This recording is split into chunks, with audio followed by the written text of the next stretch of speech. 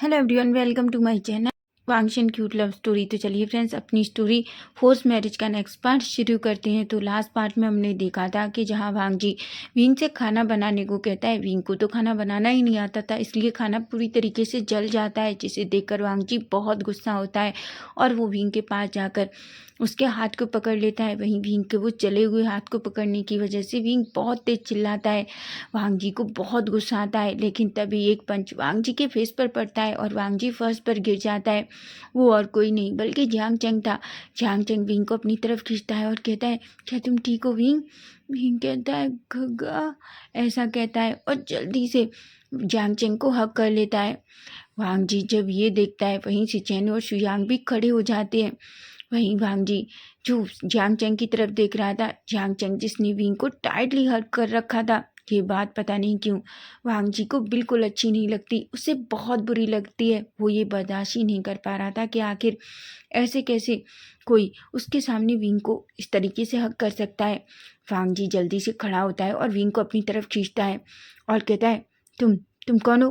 तभी जियांग चंग कहता है, क्या तुम मुझे नहीं जानते? तभी जियांग चंग वांग जी की तरफ देखता है और कहता है, मेरे भाई को छूने की हिम्मत भी कैसे की तुमने? वहीं वांग जी कहता है, ओ तो तुम जियांग चंग हो? वांग जी जियांग चंग कहता है, हाँ मैं जियांग चंग हूँ, और तुम्हारी हिम्मत कैसे हुई मेरे भाई से शादी करने की और उसे ज़बरदस्ती यहाँ लाने की? वहीं विंग जो पूरी तरीके से डरा हुआ था, वो वांग जी को अच्छे से जानता है। वांग जी कहता है, किसने कहा तुमसे मैंने तुम्हारे भाई से ज़बरदस्ती की है? पूछो अपने भाई से, क्या मैंने तुमसे ज़बरदस्ती की है?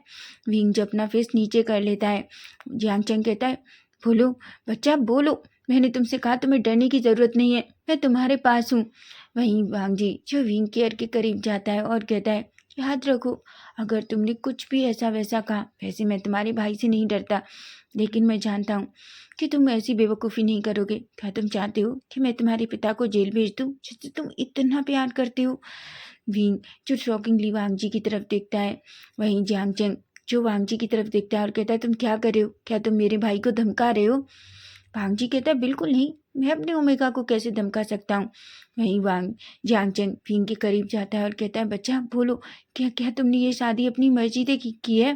वहीं विंग जिसकी आंखों में आंसू थे, लेकिन वो फिर फेमियान के बारे में सोचता है और कहता है, नहीं गगा, मैंने ये शादी अपनी मर्जी से की है।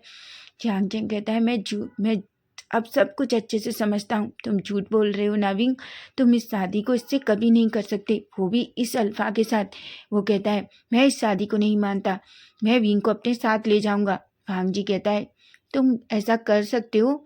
जियांग चंग कहता है, क्यों नहीं कर सकता? वहीं से चैन जो बस जियांग चंग को ही देखे जा रहे थे। चैन को नहीं पता, लेकिन उसे कुछ तो अजीब लगता है। तभी से चैन कहते हैं, वांग जी इस बात को हम अच्छे से बात कर सकते हैं। वांग जी कहता है, गगा बिल्कुल नहीं, आखिर वो मेरा ओमेगा है, मैंने उससे शादी की है। तभी जियांग चंग कहता है, रियली, तुम्हारा ओमेगा? क्या कोई अल्फा अपने ओमेगा के साथ ऐसे बिहेव करता है जैसे तुम मेरे भाई के साथ कर रहे थे? मैं जानता हूँ तुम सिर्फ मेरे पिता से बदला लेने के लिए ये सब कुछ कर रहे हो, लेकिन वांग जी तुम गलत हो, मेरे पिता ने तुम्हारे अंकल का एक्सीडेंट नहीं किया था। वांग जी कहता है, ओ तो बेटा भी इस चीज़ में शामिल है, ठीक है, अगर तुम दोनों ही यही चाहते हो तो। तभी विंग कहता है, मेरे गग्गा को कुछ मत करना, तुम ये चाहते हो ना कि मैं यहाँ रहूँ, तो मैं वादा करता हूँ मैं यहाँ रहूँगा। वांग जी एक स्माइल करता है और कहता है, गुड, मैं अच्छे से जानता हूँ तुम बहुत समझदार हो। तभी जियांग चंग कहता है, बिल्कुल नहीं विंग, मैं तुम्हें यहाँ नहीं रहने दूंगा, ऐसा कहता है और विंग का हाथ पकड़ता है और उसे लेके जाने लगता है। तभी वांग जी एक तरफ से विंग का हाथ पकड़ लेता है और कहता है, खबरदार, जो मेरे ओमेगा को आखिरी टच भी करने की कोशिश की। जियांग चंग कहता है, तुम्हारा ओमेगा? आखिर तुम कैसे कह सकते हो कि वो तुम्हारा ओमेगा है? क्या तुमने मेरे भाई को माफ किया है या कुछ भी ऐसा है? वांग जी ये देखता है तो शॉक हो जाता है। वो एक पल के लिए जियांग चंग की तरफ देखता है और कहता है, सच में? क्या तुम ये चाहते हो कि मैं तुम्हारे भाई को माफ करूं? ठीक है, अगर तुम्हें ऐसा लगता है कि मेरे माफ करने के बाद तुम्हारा अपने भाई को यहाँ से नहीं ले जाओगे। तभी विंग डर जाता है। वांग जी की बात सुनकर जियांग चंग कहता है, खबरदार, जो मेरे भाई को छूने की भी कोशिश की और आज मैं अपने भाई को लेकर जाऊंगा। वहीं वांग जी जो विंग का हाथ पकड़ लेता है और उसे अपनी तरफ खींचता है। जियांग चंग तो गुस्सा आता है और वो एक खींचकर फिर से पंच वांग जी को मारने ही वाला था कि तभी वांग जी हाथ पकड़ लेता है और कहता है, बिल्कुल नहीं, ऐसी गलती मत करना मिस्टर चैंग, मैं अच्छे से जानता हूँ, अगर तुमने एक बार वो गलती की और मैंने कुछ नहीं कहा, लेकिन इस बार अगर तुमने मुझे गलती से भी छूने की कोशिश की ना, तो मैं वादा करता हूँ मैं क्या कर सकता हूँ तुम नहीं जानते। जैसे आए हो वैसे ही वापस चले जाओ। अगर मरना नहीं चाहते, अगर मरना चाहते हो तो मुझे कोई प्रॉब्लम नहीं है, ऐसा कहता है। जियांग चंग कहता है क्या तुम मुझे धमकी दे रहे हो? वांग जी कहता है बिल्कुल नहीं, लैन वांग जी किसी को धमकी नहीं देता। लैन वांग जी वो कर सकता है जो वो कहता है, ऐसा कहता है। जियांग चंग जो वांग जी की तरफ ही देख रहा था, तभी वो कहता है विंग मेरे साथ चलो। विंग को अच्छे से पता है कि जी वांग जी क्या कर सकता है। तभी वो जियांग चंग के पास जाता है और कहता है गगा आप चले जाइए, ऐसे भी ये मेरा घर है। मैं लैनवांग जी अब मेरा अल्फा है, हमने शादी की है। भले ये शादी कागजों पर है, पर गगा मैं उसका ओमेगा हूँ। और गगा मैं नहीं चाहता कि आपको कुछ हो। झांगचंग कहता है विंग। विंग कहता है प्लीज़ गगा चले जाइए यहाँ से, चले जाइए, ऐसा कहता है। जियांगचेंग की आंखों में आंसू आ जाते हैं और कहता है बिल्कुल नहीं विंग, मैं इस डेविल के पास तुम्हें बिल्कुल नहीं रहने दूंगा। वांग जी एक स्माइल करता है और कहता है सच में? क्या तुम्हें नहीं लगता कि तुम्हें मुझे रेस्पेक्ट करना चाहिए? मैं तुम्हारे भाई का हस्बैंड हूँ। जियांगचेंग कहता है रेस्पेक्ट? क्या तुम सच में सम्मान के लायक हो लैन वांग जी? तभी लैन वांग जी जोर जोर से हंसता है। शुयांग कहता है वांग जी और जियांगचेंग मेरी बात सुनो। जियांगचेंग गुस्से में सिचेन की तरफ देखता है। सिचेन जो अपनी आंखें नीची कर लेते हैं। वहीं जियांगचेंग जो सिचेन के फेस की तरफ ही देख रहा था, पर सिचेन कुछ भी नहीं कहते। वहीं हम शुयांग को देखते हैं। शुयांग कहता है देखो जियांगचेंग, हम तुमसे पहले भी कह चुके हैं विंग और अब वांग जी का ओमेगा है, इसलिए मुझे लगता है तुम्हें इस मैटर से दूर रहना चाहिए। ये सब करना बंद करो और चले जाओ यहाँ से। तभी हम देखते हैं वांग जी कहता है लगता है ये ऐसे नहीं जाएगा। ऐसा कहकर वो अपने बॉडीगार्ड्स को बुलाता है और जियांगचेंग को पकड़कर बाहर फेंकने को कहता है। जियांगचेंग जो बॉडीगार्ड्स को खींचकर पंच मारता है, बॉडीगार्ड्स तो जमीन पर गिर जाता है। वांग जी कहता है क्या तुम्हें इस तरीके से समझ नहीं आएगा, ऐसा कहता है। और वो जल्दी से अपने साइड में रखी हुई गन लेता है जो उसके टेबल पर रखी थी और उसे जियांगचेंग के सामने कर देता है और कहता है मरना नहीं चाहते तो चले जाओ। और वैसे भी तुम्हें अपने भाई की याद आएगी ना तो चिंता मत करो, मैं तुम्हें तुम्हारे भाई का रोज एक वीडियो भेजूंगा जिसमें तुम देख सकते हो कि तुम्हारा भाई यहाँ कितना खुश है। जियांगचेंग कहता है तुम्हें क्या लगता है मैं डर जाऊंगा? अगर तुम मुझे मारना चाहते हो तो मार सकते हो। तभी वीन सामने आ जाता है और कहता है नहीं मेरे भाई को कुछ मत करो, मैं वादा करता हूँ मैं यहीं रहूँगा, मैं कहीं नहीं जाऊँगा। तुम मुझसे जो करने को कहोगे मैं वो करूँगा, पर प्लीज़ मेरे भाई को कुछ मत करो। झांगचंग कहता है विंग। विंग कहता है गगा क्या आप मुझसे प्यार करते हैं? झांगचंग कहता है विंग बच्चा मैं तुमसे बहुत प्यार करता हूँ। विंग कहता है गगा तुम मेरे लिए चले जाओ यहाँ से, अब ये मेरा घर है। वो मुझे मार भी देता है चाहे कुछ भी करता है, पर आप यहाँ कभी नहीं आओगे। जियांगचेंग जैसे ही ये सुनता है, जियांगचेंग कहता है परवीन। भीम कहता है गगा प्लीज़ चले जाइए, ऐसा कहता है। वहीं वांग जी गुस्से में आ जाता है और वो विंग का हाथ पकड़ता है और कहता है वो अपने सब बॉडीगार्ड से कहता है इसे ले जाकर बाहर फेंक दो, समझे? और अगर ये कभी भी इस मेंशन के बाहर दिखता है तो उसे वहीं शूट कर दो, तुम्हें कोई मना नहीं है, ऐसा कहता है। वहीं विंग की आंखों में आंसू थे। जियांगचेंग को सारे बॉडीगार्ड्स खींचकर बाहर ले जाते हैं। जियांगचेंग जो बस विंग को ही देख रहा था, वहीं विंग की आंखों से आंसू आने लगते हैं। वांग जी इस सब ड्रामे से इतना गुस्सा हो जाता है कि वो विंग को खींचकर अपने साथ ले जाता है। जियांगचेंग जो ये सब कुछ देख रहा था, जियांगचेंग अपने मन में कहता है वांग जी मैं वादा करता हूँ मैं अपने भाई को बहुत जल्दी यहाँ से ले जाऊँगा, ऐसा कहता है। वहीं वांग जी विंग को खींचकर अपने रूम में लाता है और उसे फर्श पर फेंक देता है। विंग जो पूरी तरीके से डर जाता है। वांग जी विंग के करीब जाता है, उसकी चिन पकड़ता है और कहता है तुम्हारी इतनी हिम्मत, तुम्हारा भाई, तुम्हारे डैड और वो तुम्हारी माँ जिसने खुशी खुशी तुम्हें मेरे हवाले कर दिया, वो सबको खून की आंसू रुलाऊंगा जिस तरीके से तुम्हारे परिवार ने मुझे रुलाया है, ऐसा कहता है। वहीं विंग डर जाता है। विंग कहता है पर मेरे डैड ने कुछ नहीं किया। वांग जी विंग को खींच कर स्लैप मारता है और कहता है तुम कितना बोलते हो, मुझे पसंद नहीं है जब मैं बात करूं और कोई बोले। विंग पूरी तरीके से डर जाता है और चुप हो जाता है। वहीं वांग जी विंग की तरफ देखता है और कहता है अब तुम यहीं रहोगे, समझे? तुम रूम से बाहर नहीं जाओगे और आज तुम्हें कोई खाना नहीं मिलेगा। विंग जो डर जाता है, उसे बहुत भूख लगी थी। विंग बड़ी बड़ी आंखों से वांग जी की तरफ देखता है। वांग जी कहता है, क्यों, क्या हुआ, क्या भूख लगी है? कितनी भी भूख लगने दो, आज तुम्हें खाना नहीं मिलेगा, समझे तुम? ऐसा कहता है और जल्दी उस रूम से बाहर निकल जाता है। विंग की आंखों में आंसू थे। वो अपने दोनों पैरों को अपनी चेस्ट से लगाता है और कहता है, मम्मा, डैड, आप कहाँ हो? मैं आपके पास आना चाहता हूँ। मैं यहाँ नहीं रहना चाहता। मम्मा, मैं इस इंसान से बहुत डरता हूँ। ये मेरा अल्फा नहीं हो सकता। ऐसा कहता है और ज़ोर ज़ोर से रोने लगता है। वहीं वांग जी जो नीचे आता है, वहीं शुयांग और शिचेन वांग जी को देखते हैं और कहते हैं, वांग जी जो अपने ब्रदर को देखता है। तभी से चैन कहते हैं, वांग जी देखो, उसे खाना बनाना नहीं आता, ठीक है, लेकिन तुम्हें उसे खाना देना चाहिए। वो यहाँ जब से आया है उसने कुछ नहीं खाया। वांग जी कहता है, उसे एक दिन भूखा रहने दीजिए गगा, ताकि उसे पता चल सके कि लैन वांग जी क्या है। वो हमेशा अपनी आवाज़ उठाता है। ऐसा कहता है। चैन कहते हैं, पर वांग जी वो बहुत कमज़ोर है और बहुत छोटा भी। वांग जी कहता है, कोई एक दिन ना खाने से मर नहीं जाता गगा, और ये उसकी सजा है, उसे ऐसे ही रहना होगा। ऐसा कहता है। वहीं वांग जी कहता है, मुझे कुछ काम है, इसलिए मैं स्टडी रूम में जा रहा हूँ, और वहाँ से चला जाता है। शुयांग भी वांग जी के साथ चला जाता है। वहीं सिचेन जो चुपचाप वहीं लिविंग एरिया में सोफे पर बैठ जाते हैं। उन्हें विंग के लिए बहुत बुरा लग रहा था। उन्हें बिल्कुल अच्छा नहीं लग रहा था जिस तरीके से वांग जी ने विंग के साथ किया था। वहीं हम वांग जी को देखते हैं। वांग जी बहुत गुस्से में था। वो अपनी मुट्ठियाँ उस टेबल पर मारता है। शुयांग कहता है, वांग जी तुम इतना गुस्सा क्यों हो? वांग जी कहता है, शुयांग मैं थोड़ा टाइम तक अकेले रहना चाहता हूँ, तुम जाओ और देखो वो चैंग यहाँ तो नहीं है। ऐसा कहता है, जिस पर शुयांग कहता है और वो सीधा वहाँ से बाहर निकल जाता है। वहीं हम वांग जी को देखते हैं। वांग जी जो चेयर पर बैठता है और अपना सर पीछे कर लेता है। अचानक उसके सामने विंग का चेहरा आता है जो आंसुओं से भरा हुआ था। वांग जी को ये अच्छा नहीं लग रहा, लेकिन ये सच है। वांग जी जब भी विंग को उसे हर्ट करने की कोशिश करता है, तब तब उसके आंसू पता नहीं क्यों उसे एक अजीब फीलिंग दिलाते हैं। वांग जी कहता है, विंग मैं तुम्हारी ज़िंदगी नर्क बना दूंगा, कल देखो मैं तुम्हारे साथ क्या करता हूँ। ऐसा कहता है। वहीं विंग जो फर्श पर लेटे लेटे कब रोते रोते सो जाता है, उसे पता भी नहीं चलता। वहीं अब हम मिडनाइट का सीन देखते हैं, जहाँ वांग जी जो सीधा अपने स्टडी रूम से निकलता है और सीधा अपने रूम में जाता है। जैसे ही वो अपने रूम में जाता है, वो धीरे से डोर ओपन करता है। तभी वो सामने की तरफ देखते हैं, जहाँ विंग पूरी तरीके से एक चुपचाप एक कोने में और फर्श पर सो चुका था।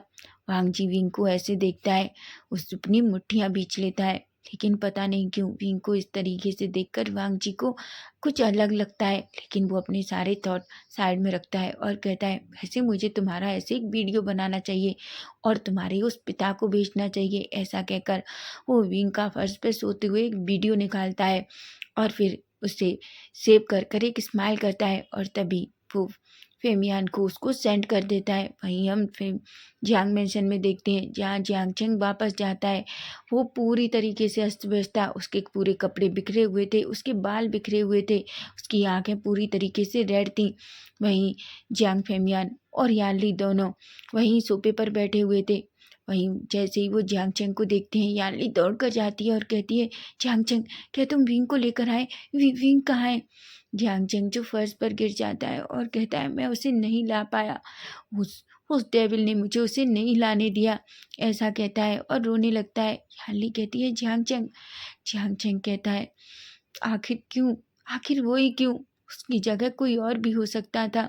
वहीं फेमियान कहते हैं, ये मेरी गलती है, मुझे मुझे कुछ करना चाहिए था, मैंने क्यों उस कार की रिपोर्ट नहीं लिखाई। ऐसा कहता है।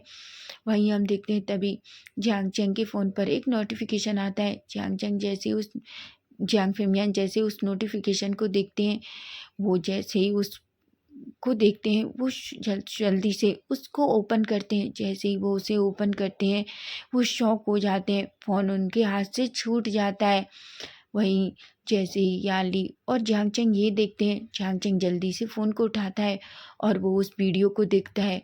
उसकी आंखें बड़ी बड़ी हो जाती हैं।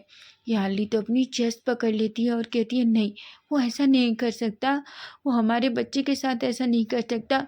तो तुम देखो चेंग, वो हमारा विंग है, और हमारा विंग कैसे कैसे उस फर्श पर लेटा हुआ है। जियांग चेंग मुट्ठियाँ बींच लेता है और अपना हाथ वहीं फर्श पर मारता है और कहता है, मैं आज खुद को बहुत कमज़ोर फील कर रहा हूँ। मैं अपने भाई को उस डेविल से नहीं बचा पाया, तो मैं कैसा भाई हूँ, मैं किसी लायक नहीं हूँ। वहीं हम देखते हैं जल्दी मैडम यूँ नीचे आती है और कहती है, ये ड्रामा करना बंद करो तुम तीनों। ऐसा लग रहा है जैसे कोई मर गया है, और ये मातम मनाना बंद करो। वो अपने अल्फा के साथ बहुत खुश है, और तुम लोगों को इस तरीके से नाटक करके मुझे बहुत भूख लगी है। अगर तुम लोगों को खाना नहीं खाना तो बोल दो, मैं अब और तुम लोगों का इंतजार नहीं कर सकती। जियांग चेंग बड़ी बड़ी आंखों से अपनी माँ को देखता है और खड़ा होता है और कहता है, सच में आपको लगता है कि वो बहुत खुश है? ऐसा कह के वो वीडियो मैडम यू के सामने रखता है। मैडम यू उस वीडियो को देखती हैं और उनके फेस पर एक स्माइल आ जाती है और कहती हैं, तो क्या हुआ, वो उसका अल्फा है, वो उसे मैनर्स सिखा रहा होगा। वैसे भी तुम्हारे भाई में कोई मैनर्स नहीं थे उस लड़के में, इसलिए अच्छा है मुझे तो सिखाने नहीं दिए। कम से कम वो लेन वांग जी तो उसे कुछ अच्छा सिखाएगा। विंग कहता है, माँ आपको पता है, आज पहली बार आपकी माँ होने पर मुझे खुद पर शर्म आ रही है कि आप मेरी माँ हैं। मैडम यू कहती हैं, चांग चेंग। चांग चेंग कहता है, चिल्लाइए मत, मुझे भी चिल्लाना आता है, लेकिन इस बार मैं आपसे बहस करना नहीं चाहता। मैं बस ये देखना चाहता हूँ कि मैं अपने भाई को उस जल्लाद से कैसे बचा सकता हूँ, समझिए आप। ऐसा कहता है। वहीं यानली भी अपनी माँ की तरफ नहीं देखती और चुपचाप वहाँ से चली जाती है। वहीं हम फेमियान को देखते हैं। फेमियान भी मैडम यू की तरफ नहीं देखते। मैडम यू कहती है, तुम लोग मुझे विलन बना रहे हो, मैं विलन नहीं हूँ, समझे, मैंने उसके लिए अच्छा ही किया है। तभी फेमियान कहते हैं, अच्छा तुमने उस बच्चे को नर्क में भेज दिया है, तुम्हें ये पता भी नहीं है। ऐसा कहकर वो भी वहाँ से चले जाते हैं। मैडम यू अपनी मुट्ठियाँ बींच लेती है और कहती है, पर मैं बहुत खुश हूँ, बहुत खुश हूँ, जो मैंने इतनी सालों सहा है, अब तुम्हारा लड़का सहेगा। कांसाचरण, देखना तुम्हारा बेटा वही झेलेगा जो मैंने झेला है। ऐसा कहता है। वहीं हम वांग जी को देखते हैं। वांग जी जो बेड पर लेट जाता है और वो बस लेटते हुए विंग को दूर से देखने लगता है। विंग जिसको सच में ठंड लग रही थी, वो अपने शरीर को बिल्कुल अपने आप से लगा लेता है। उसके दोनों पैर उसकी चेस्ट से लगे हुए थे। वांग जी जो ये देख सकता है, तभी वांग जी खड़ा होता है और जल्दी से वो अपने कबर्ड को ओपन करता है और एक उसमें से ब्लैंकेट निकालता है और उसे विंग के ऊपर फेंक देता है। वांग जी कहता है, कल के लिए तैयार हो जाओ, कल तुम्हें एक नई पनिशमेंट मिलने वाली है। ऐसा कहता है और कहता है, और तुम्हारी हर पनिशमेंट तुम्हारे पिता और तुम्हारे उस भाई को जाएगी जो तुमसे इतना प्यार करते हैं। ऐसा कहकर एक स्माइल करता है और चुपचाप अपने बेड पर जाकर लेट जाता है। वो अपनी आंखें बंद करता है और वो कब नींद में चला जाता है उसे पता भी नहीं चलता। वहीं अब हम सीधा नेक्स्ट डे का सीन देखते हैं, जहाँ हम देखते हैं वांग जी जो पहले उठता है। तभी वो विंग की तरफ देखता है, विंग जो अभी भी सोया हुआ था। वांग जी जल्दी से विंग के पास जाता है और जल्दी से अपने पैर से विंग को पहले वो आवाज़ देता है और कहता है, विंग, विंग उठो, विंग उठो। लेकिन विंग जो गहरी नींद में था। विंग कहता है, सीजे मुझे और सोने दीजिए, मैं थोड़ी देर सोना चाहता हूँ। वांग जी जो ये देखता है, वांग जी जल्दी से सामने की तरफ जाता है और पानी का जग लेता है और उसे सीधा विंग के पास ले जाता है और विंग के ऊपर फेंक देता है। विंग एकदम जल्दी से उठता है। वांग जी जो एक डेविल वाली स्माइल करता है और कहता है, ओह देखो मेगा, तुम्हारी सीजी यहाँ नहीं है, लेकिन तुम्हारा अल्फा यहाँ है, और तुम्हारा अल्फा चाहता है कि जल्दी उठो और हाँ नीचे जाओ और हमारे लिए ब्रेकफास्ट बनाओ। विंग जो वांग जी की तरफ देखता है और कहता है, पर मुझे खाना बनाना नहीं आता। वांग जी विंग की चिन पकड़ता है और कहता है, नहीं आता तो सीखो, मुझे नहीं पता, पर याद रखो अगर अब की बार खाना जला हुआ हुआ तो मैं सच कह रहा हूँ, वो सारा जला हुआ खाना मैं तुम्हें ही खिलाने वाला हूँ, समझे तुम। ऐसा कहता है। विंग जो डर जाता है, उसकी आंखों में आंसू थे। वांग जी कहता है, अब जाओ यहाँ से, मुझे अपनी शक्ल मत दिखाओ। ऐसा कहता है। विंग जल्दी से वहाँ से निकलता है। विंग पूरा गीला हो चुका था। तभी वांग जी जो विंग की तरफ देखता है, विंग की टी शर्ट जो पूरी तरीके से पतली थी, विंग भीगने की वजह से उसकी बॉडी उसमें से पूरी तरीके से विजिबल हो रही थी। वांग जी जैसे ही विंग को ऐसा देखता है, वो बस देखता रह जाता है। वांग जी की नज़रें विंग की चेस्ट से हट ही नहीं रही थी। वो बार बार विंग की तरफ देख रहा था, जिससे विंग थोड़ा घबरा जाता है। तभी वांग जी कहता है, पहले जाओ वॉशरूम में जाओ, समझे, खुद को फ्रेशन अप करो, समझे तुम मुझे बहुत गंदे लग रहे हो और मुझे अपने घर में गंदे लोग पसंद नहीं है।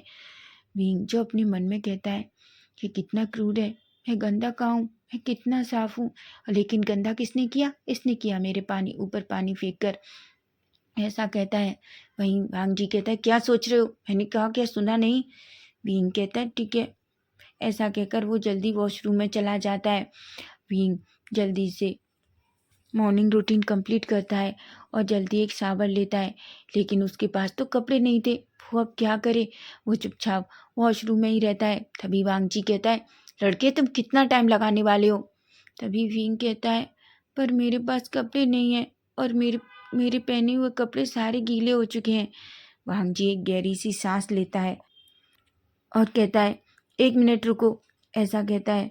वो सीधा वो अपने कबर्ड के पास जाता है और एक बड़ी सी अपनी टी शर्ट निकालता है और एक ट्राउजर निकालता है और विंग के पास जाता है। वो कहता है, ये डोर ओपन करो और ये कपड़े लो।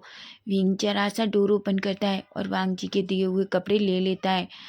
वहीं वांग जी जो वॉशरूम के सामने ही खड़ा था, तभी थोड़ी देर में विंग उन कपड़ों को पहनकर बाहर आता है। सच में विंग के लिए वो कपड़े बहुत बड़े थे। विंग को तो ऐसा लग रहा था कि 2 विंग उसमें और आ जाएंगे।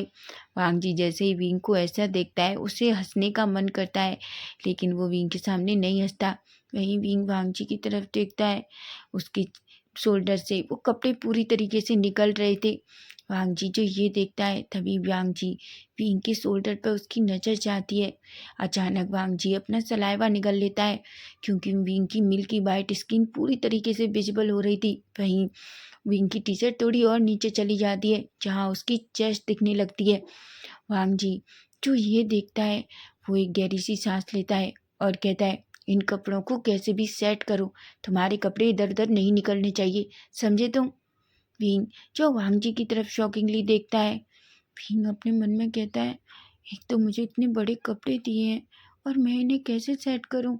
इसको क्या लगता है मैं कोई सिलाई मशीन वाला हूँ, जिसे दर्जी हूँ, जिसे सिलना आता हो। ये कैसा इंसान है। ऐसा कहता है। वांग जी कहता है, यहीं रहो रूम में जब तक मैं बाहर नहीं आता, समझे तुम। ऐसा कहता है। पता नहीं क्यों, पर वांग जी को ये अच्छा नहीं लग रहा था कि विंग इस तरीके से नीचे जाए। विंग बस अपना सर हाँ में हिला देता है और वांग जी जो वॉशरूम में चला जाता है। तो फ्रेंड्स, नेक्स्ट पार्ट इसका हम कल देखेंगे कि आखिर वांग जी अब विंग के साथ क्या करने वाला है। अगर आपको फैन फिक्शन अच्छा लग रहा है तो प्लीज़ चैनल को सब्सक्राइब कीजिए, लाइक कीजिए और अपने प्यारे प्यारे कमेंट भी। Bye bye, take care.